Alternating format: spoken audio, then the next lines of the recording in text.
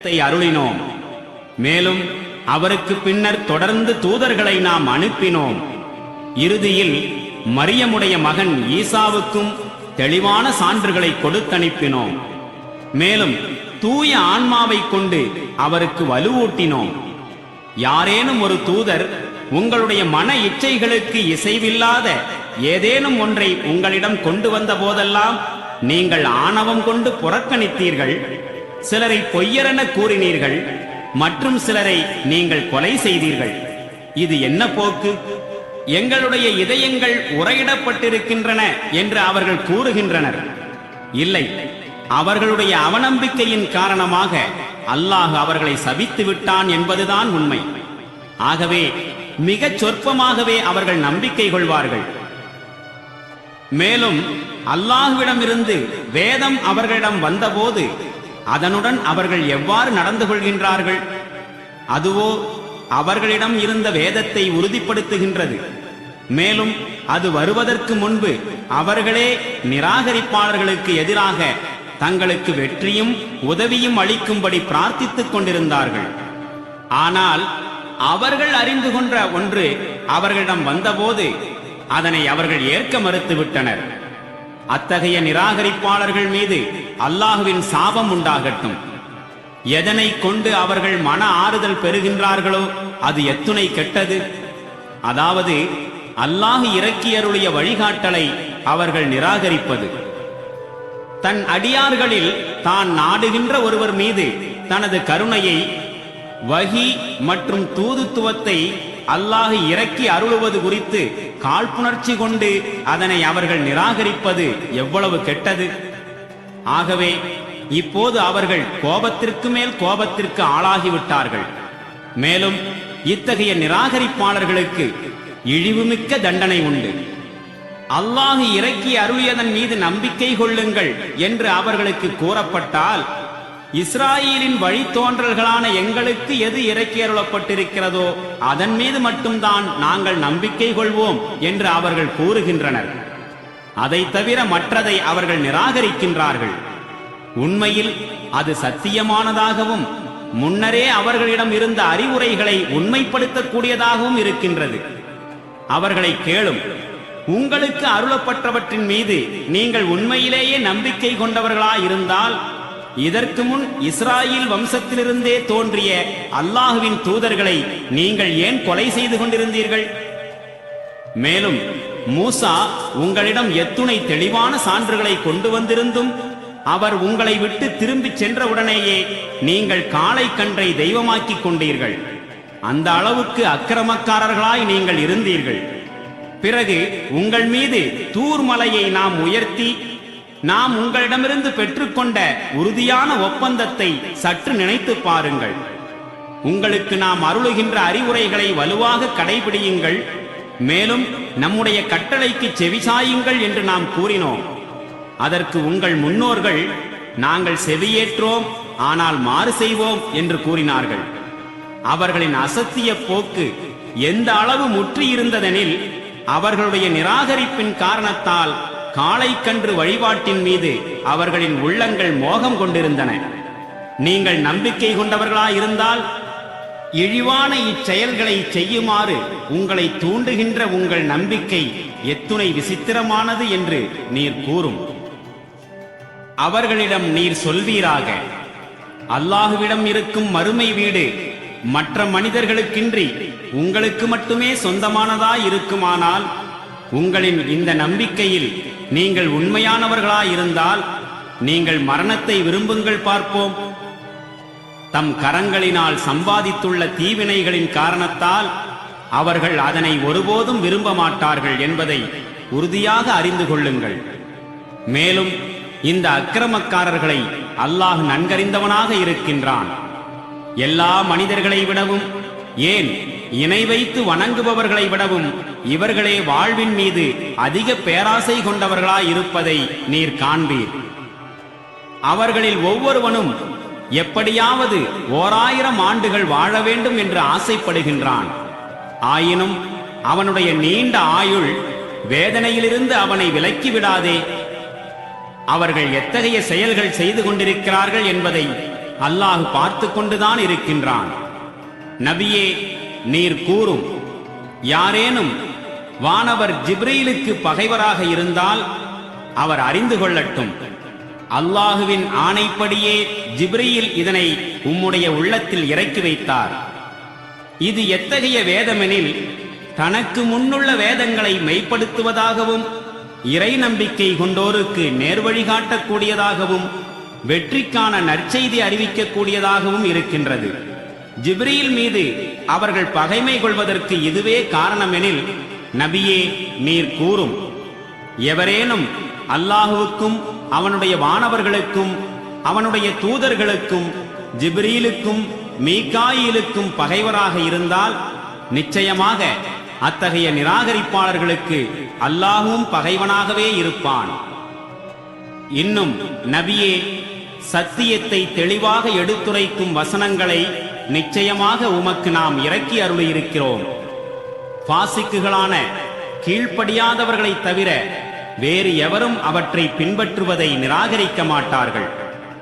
அவர்கள் ஒரு ஒப்பந்தத்தை செய்வதும் பிறகு அவர்களில் யாராவது ஒரு சாரார் அதனை முறித்து விடுவதும் எப்பொழுதுமே அவர்களுடைய வழக்கமாக இருந்து வந்ததில்லையா? தவிரவும் அவர்களில் பெரும்பாலோர் உளமார்ந்த நம்பிக்கை கொள்வதில்லை. மேலும் அல்லாஹ்விடமிருந்து யாரேனும் ஓர் இறை தூதர் அவர்களிடமிருந்த வேதத்தை உண்மைப்படுத்தக்கூடியவராக அவர்களிடம் வந்தபோது, வேதம் அருளப்பட்டவர்களில் ஒரு பிரிவினர் தாம் எதுவும் அறியாதவர்கள் போன்று அல்லாஹுவின் வேதத்தை தம் முதுகுக்கு பின்னால் தூக்கி எறிந்து விட்டார்கள்.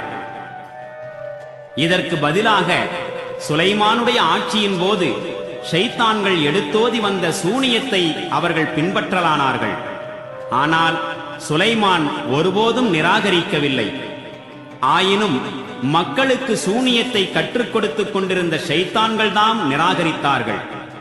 மேலும் பாபிலோனில் ஹாரூத் மாரூத் என்ற இரு வானவர்களுக்கும் இறக்கி வைக்கப்பட்டதையும் அவர்கள் பின்பற்றினார்கள்.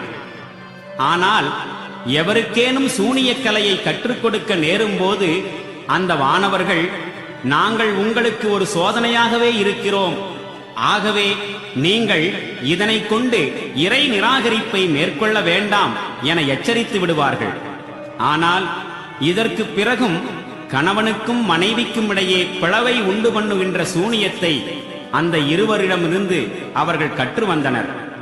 அல்லாஹுவின் அனுமதி இல்லாமல் இந்த சூனியத்தை கொண்டு எவருக்கும் எந்த வகையிலும் அவர்களால் தீங்கிழைக்க முடியாது. உண்மையில் தங்களுக்கு பலனளிக்காததும் தீங்கிழைக்க கூடியதுமானதையே அவர்கள் கற்றனர். மேலும் சூனியத்தை கற்று அதனை விலைக்கு வாங்கிக் கொண்டவனுக்கு மறுமையில் யாதொரு பங்கும் கிடையாது என்பதை அவர்கள் நன்கு அறிந்தே இருந்தனர். தங்கள் உயிர்களை விற்று அவர்கள் வாங்கிக் கொண்ட பொருள் எத்துணை கெட்டது! இதனை அவர்கள் அறிந்திருக்க கூடாதா? உண்மையில் அல்லாஹ்வின் மீது அவர்கள் நம்பிக்கை கொண்டு இரையச்சமுள்ள வாழ்வை மேற்கொண்டிருந்தால் அல்லாஹ்விடமிருந்து அவர்களுக்கு கிடைக்கும் நற்கூலி மேலானதாக இருந்திருக்கும். அந்தோ இதனை அவர்கள் அறிந்திருக்கவில்லையே. இறை நம்பிக்கை கொண்டவர்களே, ராயினா, எங்களையும் கவனியுங்கள் என்று கேலியாக சொல்லாதீர்கள். மாறாக உள்நுர்னா, எங்கள் பக்கமும் கவனம் செலுத்துங்கள் என்று பணிவாக சொல்லுங்கள். மேலும் கவனத்துடன் செவியுறுங்கள். இந்த நிராகரிப்பாளர்களுக்கோ துன்புறுத்தும் வேதனை உண்டு. சத்தியத்தை மேற்கொள்ள மறுப்பவர்கள் அவர்கள் வேதம் அருளப் பெற்றவர்களாயிருந்தாலும் சரி, இறைவனுக்கு இணை கற்பிப்பவர்களாயிருந்தாலும் சரியே, இறைவனிடமிருந்து ஏதேனும் ஒரு நன்மை மீது இறக்கியருளப்படுவதை ஒருபோதும் விரும்ப மாட்டார்கள். ஆனால் தன் கருணையை வழங்க தான் நாடியவர்களையே அல்லாஹ் தேர்ந்தெடுத்துக் கொள்கின்றான். மேலும் அல்லாஹ் மகத்தான கருணை பொழிபவனாயிருக்கின்றான். எந்த ஒரு வசனத்தையாவது நாம் அகற்றிவிட்டால் அல்லது மறக்கச் செய்துவிட்டால் அதற்கு பதிலாக அதனினும் சிறந்த அல்லது அதே போன்ற வேறு வசனத்தை நாம் கொண்டு வருகிறோம். நிச்சயமாக அல்லாஹ் ஒவ்வொரு பொருளின் மீதும் பேராற்றல் உள்ளவன் என்பதை நீங்கள் அறியவில்லையா? வானங்கள் மற்றும் பூமியின் ஆட்சி அதிகாரம் அல்லாஹுவுக்கே உரியது என்பதையும் அவனைத் தவிர வேறு எந்த பாதுகாவலனும் உதவியாளனும் உங்களுக்கு இல்லை என்பதையும் நீங்கள் அறியவில்லையா? இதற்கு முன்னால் மூசாவிடம் கேட்கப்பட்டது போல இப்பொழுது நீங்கள் உங்கள் இறை தூதரிடம் கேட்க விரும்புகிறீர்களா? உண்மை யாதெனில், எவர் இறை நம்பிக்கையுடைய நடத்தையை விட்டுவிட்டு நிராகரிப்பு போக்கை மேற்கொள்கின்றாரோ அவர் நிச்சயமாக நேரான வழியை விட்டு பிறழ்ந்து விட்டார். வேதம் அருளப்பட்டவர்களில் பலர் நீங்கள் இறை நம்பிக்கை கொண்டு விட்டதற்கு பின்னர் உங்களை எவ்விதத்திலாவது நிராகரிப்பவர்களாய் திருப்பிவிட வேண்டும் என விரும்புகின்றார்கள். சத்தியம் தமக்கு தெளிவாகிவிட்ட பின்னரும் தங்களிடமுள்ள பொறாமையின் காரணமாக இவ்வாறு செய்ய முனைகின்றார்கள். அல்லாஹ் தன் தீர்ப்பை செயல்படுத்தும் வரை நீங்கள் அவர்களுடைய செயல்களை மன்னித்து விடுங்கள், மேலும் பொறுத்துக் கொள்ளுங்கள். திண்ணமாக அல்லாஹ் ஒவ்வொரு பொருள் மீதும் பேராற்றலுடையவன் என்பதை நம்பி நிம்மதியாயிருங்கள். மேலும் தொழுகையை நிலைநாட்டுங்கள், இன்னும் ஜகாத்தை கொடுத்து வாருங்கள். உங்கள் மறுமை நலன்களுக்காக நற்செயல் எதையேனும் நீங்கள் சம்பாதித்து முன்னரே அனுப்பியிருந்தால் அதனை அல்லாஹ்விடம் நீங்கள் காண்பீர்கள். நீங்கள் செய்கின்ற அனைத்தையும் திண்ணமாக அல்லாஹ் உற்று நோக்கியவனாயிருக்கின்றான். ஒரு யூதராகவோ கிறிஸ்தவர்கள் வாதிக்கின்றபடி ஒரு கிறிஸ்தவராகவோ இல்லாத எவரும் சுவனம் புகமாட்டார் என்று அவர்கள் கூறுகின்றார்கள். இவை அவர்களின் நப்பாசைகளே ஆகும். அவர்களிடம் கூறுவீராக, உங்கள் வாதத்தில் நீங்கள் உண்மையாளர்களாயிருந்தால் அதற்குரிய உங்களுடைய ஆதாரத்தை கொண்டு வாருங்கள். உண்மையில் தனிப்பட்ட உரிமை உங்களுக்கும் இல்லை, வேறு எவருக்கும் இல்லை. ஆம், எவர் தம்மை இறைவனிடம் முழுமையாக ஒப்படைத்து செயலளவிலும் நன்னடத்தையை மேற்கொள்பவராய் இருக்கிறாரோ அவருக்குரிய நற்கூலி அவருடைய இறைவனிடம் அவருக்கு உண்டு. மேலும் அத்தகையவர்களுக்கு எவ்வித அச்சமும் இல்லை, அவர்கள் துயரப்படவும் மாட்டார்கள். யூதர்கள் கூறுகிறார்கள், கிறிஸ்தவர்கள் சத்தியத்தின் எந்த அடிப்படையிலும் இல்லை. கிறிஸ்தவர்கள் கூறுகிறார்கள், யூதர்கள் சத்தியத்தின் எந்த அடிப்படையிலும் இல்லை. ஆயினும் இந்த இரு சாராரும் வேதம் ஓதிக்கொண்டுதான் இருக்கின்றார்கள். இவர்கள் சொல்வது போன்றுதான் வேதத்தை அறியாதவர்களும் கூறுகிறார்கள். ஆனால் இவர்கள் கருத்து வேறுபாடு கொண்டிருக்கும் விஷயங்கள் பற்றி இறுதி நாளில் இவர்களுக்கிடையே அல்லாஹ் தீர்ப்பு வழங்குவான். மேலும் மஸ்ஜிதுகளில், இறையில்லங்களில் அல்லாஹ்வின் பெயர் நினைவு கூறப்படுவதை எவன் தடுக்கின்றானோ, மேலும் அவற்றை பாழாக்க முயற்சி செய்கின்றானோ அவனை விட கொடிய அக்கிரமக்காரன் யார்? அத்தகையவர்கள் அந்த இறையில்லங்களில் நுழைவதற்கே அருகதையற்றவர்களாவர். ஒருவேளை அவர்கள் அங்கே செல்ல வேண்டியதாயிருந்தாலும் அச்சம் கொண்டவர்களாகவே செல்லும் சூழ்நிலை இருக்க வேண்டும். அவர்களுக்கு இம்மையிலும் இழிவுண்டு, மறுமையிலும் பெரும் வேதனை உண்டு. கிழக்கு மேற்கு யாவும் அல்லாஹுக்கே உரியன. எனவே நீங்கள் எங்கு திரும்பினாலும் அங்கு அல்லாஹுவின் திசை இருக்கின்றது. நிச்சயமாக அல்லாஹ் மிக விசாலமானவன், மிக அறிந்தவன்.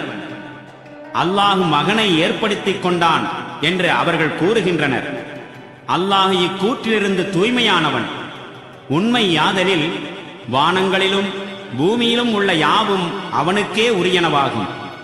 அனைத்தும் அவனது கட்டளைக்கே கீழ்ப்படிபவைகளாயிருக்கின்றன. ஆதியில் வானங்களையும் பூமியையும் படைத்து உருவாக்கியவன் அவனே.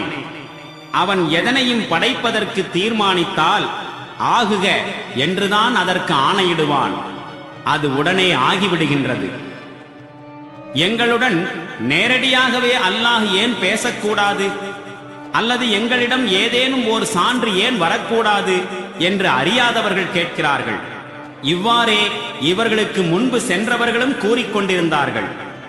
நேர்வழி தவறிய இந்த மக்கள் அனைவரின் மனப்பாங்கும் எப்பொழுதும் ஒரே மாதிரியாயிருக்கின்றது. உறுதியாக நம்புவோர்க்கு சான்றுகளை மிக தெளிவாக நாம் விளக்கி காட்டிவிட்டோம். சத்திய ஞானத்துடன் நற்செய்தியை அறிவிப்பவராகவும் அச்சமூட்டி எச்சரிக்கை செய்பவராகவும் உம்மை திண்ணமாக நாம் அனுப்பியிருக்கின்றோம்.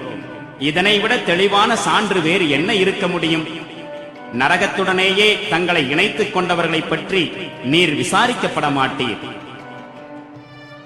நபியே, யூதர்களும் கிறிஸ்தவர்களும் அவர்களுடைய வழிமுறையை நீர் பின்பற்றாதவரை உம்மை பற்றி மனநிறைவு அடையவே மாட்டார்கள். அல்லாஹு காட்டிய வழியே நேர்வழியாகும் என்று அவர்களிடம் நீர் தெளிவாக சொல்லிவிடும். மேலும் இந்த ஞானம் உம்மிடம் வந்த பிறகும் அவர்களுடைய விருப்பங்களை நீர் பின்பற்றுவீராயின் அல்லாஹுவின் பிடியிலிருந்து காப்பாற்றும் நண்பரோ உதவியாளரோ எவரும் உமக்கு இருக்க மாட்டார். எவர்களுக்கு நாம் வேதத்தை அருளியிருக்கின்றோமோ அவர்கள் இவ்வேதத்தை ஓத வேண்டிய முறைப்படி ஓதுகின்றார்கள். அவர்கள் இந்த குர்ஆனின் மீது உண்மையான உள்ளத்துடன் நம்பிக்கை கொள்கிறார்கள். இன்னும் எவர்கள் இதனை குறித்து நிராகரிக்கும் போக்கினை மேற்கொள்கிறார்களோ அவர்களே உண்மையில் நஷ்டமடைந்தவர்களாவர். இஸ்ராயேலின் வழித்தோன்றல்களே, நான் உங்களுக்கு வழங்கியிருந்த என் அருட்கொடையையும் உங்களை நான் உலகத்தோர் அனைவரிலும் மேன்மையாக்கி வைத்திருந்ததையும் நினைவு கூறுங்கள். மேலும் ஒரு நாளை நீங்கள் அஞ்சிக் கொள்ளுங்கள். அந்நாளில் எவரும் மற்றவர்க்கு எதையும் கொடுத்துதவ முடியாது. எவரிடமிருந்தும் எந்தவிதமான ஃபிதியா எனும் மீட்பு பணமும் ஏற்றுக்கொள்ளப்பட மாட்டாது. எந்த பரிந்துரையும் எவர்க்கும் பயன் தராது. மேலும் குற்றவாளிகளாகிய அவர்களுக்கு எங்கிருந்தும் உதவி கிடைக்காது. மேலும் இப்ராஹீமை அவருடைய அதிபதி சில விஷயங்கள் மூலம் சோதித்ததை நினைவு கூறுங்கள். இன்னும் அவர் அவற்றிலெல்லாம் முழுமையாக தேர்ந்து விட்டார். அப்பொழுது அவன் கூறினான், நான் நிச்சயமாக உம்மை மனிதகுலத்திற்கு தலைவராக்கப் போகின்றேன். இப்ராஹிம் வினவினார், என்னுடைய வழித்தோன்றல்களையும் இந்த வாக்குறுதி சாருமா? அதற்கு அவன் கூறினான், அநீதியாளர்களை என்னுடைய இந்த வாக்குறுதி சாராது. மேலும் நினைவு கூறுங்கள், நாம் காபத்துல்லா எனும் இந்த ஆலயத்தை மக்களுக்கு ஒரு மையமாகவும் அமைதி அளிக்கும் இடமாகவும் ஆக்கினோம். மேலும் இப்ராஹிம் வணக்கத்திற்காக நின்ற இடத்தை நீங்கள் தொழும் இடமாக வைத்துக் கொள்ளுங்கள் என்றும் மக்களுக்கு நாம் கட்டளையிட்டோம். மேலும் அவ்வீட்டை தவாஃப் எனும் வலம் வருபவர்களுக்காகவும் அதில் தனியாக அமர்ந்து இஅ்திகாஃப் எனும் தியானம் செய்பவர்களுக்காகவும் ருக்குஓ சுஜூது எனும் குனிந்து சிரம்பணிந்து வணங்குபவர்களுக்காகவும் எனது இவ்வீட்டை நீங்கள் இருவரும் தூய்மையாக்கி வையுங்கள் என்று இப்ராஹீமுக்கும் இஸ்மாயிலுக்கும் நாம் கட்டளை பிறப்பித்தோம். மேலும் இந்த சந்தர்ப்பத்தையும் நினைவு கூறுவீராக. இப்ராஹிம் பிரார்த்தனை செய்தார், என் அதிபதியே, நீ இந்நகரத்தை அமைதியளிக்கும் நகரமாக்கி வைப்பாயாக. இங்கு வசிப்பவர்களில் எவர் அல்லாஹுவையும் இறுதி நாளையும் நம்புகிறார்களோ அவர்களுக்கு அனைத்து விதமான பழங்களையும் உணவு வகைகளையும் வழங்குவாயாக. அதற்கு அவருடைய அதிபதி பதிலளித்தான், நம்பிக்கை கொள்ளாதவனுக்கும் இவ்வுலகில் சொற்ப வாழ்வுக்குரிய வசதிகளை நான் வழங்குவேன். ஆயினும் இறுதியில் அவனை நரகவேதனையின் பக்கம் இழுத்துச் செல்வேன். அவ்வாறு அவன் சேரும் இடம் மிகவும் கெட்டது. மேலும் நினைவு கூறுங்கள், இப்ராஹீமும் இஸ்மாயிலும் அவ்வீட்டின் சுவர்களை உயர்த்தி கொண்டிருந்த பொழுது இவ்வாறு பிரார்த்தித்தார்கள், எங்கள் இறைவனே, எங்களுடைய இப்பணியை ஏற்றுக்கொள்வாயாக. நிச்சயமாக நீதான் எல்லாவற்றையும் செவியேற்பவனாகவும் நன்கறிபவனாகவும் இருக்கின்றாய். எங்கள் இறைவனே, மேலும் எங்கள் இருவரையும் உனக்கு முற்றிலும் கீழ்ப்படிந்தவர்களாய் முஸ்லிம்களாய் ஆக்கி வைப்பாயாக. மேலும் எங்கள் வழித்தோன்றலிலிருந்து முற்றிலும் உனக்கு கீழ்ப்படிந்து வாழும் ஒரு சமூகத்தை தோற்றுவிப்பாயாக. நாங்கள் நிறைவேற்ற வேண்டிய வழிபாட்டு முறைகளை எங்களுக்கு காண்பிப்பாயாக. மேலும் எங்களுடைய பாவ மன்னிப்பு கோரிக்கையை ஏற்றுக்கொள்வாயாக. நிச்சயமாக நீதான் பெரிதும் மன்னிப்பவனும் மிக்க கருணையுடையோனுமாயிருக்கின்றாய். எங்கள் இறைவனே, மேலும் இம்மக்களுக்காக அவர்களிலிருந்தே ஒரு தூதரை எழுப்புவாயாக. அவர் உன்னுடைய வசனங்களை அவர்களுக்கு ஓதிக் காட்டுபவராகவும் வேதத்தையும் ஞானத்தையும் அவர்களுக்கு கற்றுக் கொடுப்பவராகவும் மேலும் அவர்களை அவர்களுடைய வாழ்க்கையை தூய்மைப்படுத்துபவராகவும் திகழ வேண்டும். திண்ணமாக நீயே பேராற்றல் உள்ளவனும் பேரறிவாளனுமாயிருக்கின்றாய். இப்பொழுது இப்ராஹீமின் வழிமுறையை யார் புறக்கணிப்பார்? தன்னைத்தானே எவன் மூடனாக்கிக் கொண்டானோ அவனை தவிர. இப்ராஹீமையோ நாம் திண்ணமாக இவ்வுலகில் எமது பணிக்காக தேர்ந்தெடுத்தோம். இன்னும் நிச்சயமாக மறு உலகிலும் அவர் நல்லடியார்களில் ஒருவராக இருப்பார். அவருடைய நிலை எத்தகையதா இருந்ததென்றால், அவருடைய இறைவன் நீர் முஸ்லிமாகி விடுவீராக என அவரிடம் கூறினான். அதற்கு அவர் உடனே பதில் கூறினார், அகிலமனைத்தின் அதிபதிக்கு நான் கீழ்ப்படிந்த முஸ்லிமாகிவிட்டேன். இதே வழிமுறையில் செல்லும்படி தம் மக்களுக்கும் இப்ராஹிம் அறிவுறுத்தி இருந்தார். மேலும் இதனையே பின்பற்றி வாழும்படி யாக்கூபும் தம் மக்களுக்கு அறிவுறுத்தி சென்றார். அவர் கூறினார், என்னுடைய மக்களே, அல்லாஹ் உங்களுக்காக இந்த வாழ்க்கை நெறியையே தேர்ந்தெடுத்துள்ளான். எனவே நீங்கள் முஸ்லிம்களாக அன்று இறந்து விடாதீர்கள். யாக்கூபை மரணம் நெருங்கிய பொழுது நீங்கள் அங்கிருந்தீர்களா என்ன? அவர் மரணிக்கும் தருவாயில் தம் மக்களிடம் கேட்டார், மக்களே, எனக்கு பின்னர் நீங்கள் எதை வணங்குவீர்கள்? அதற்கு அவர்கள் அனைவரும் பதிலளித்தனர், உங்கள் இறைவனும் உங்கள் மூதாதையர் இப்ராஹிம், இஸ்மாயில், இஸ்ஹாக் ஆகியோரின் இறைவனுமான ஒரே இறைவனையே நாங்கள் வணங்குவோம். அத்துடன் நாங்கள் அவனுக்கே கீழ்ப்படிந்த முஸ்லிம்களாக திகழ்வோம்.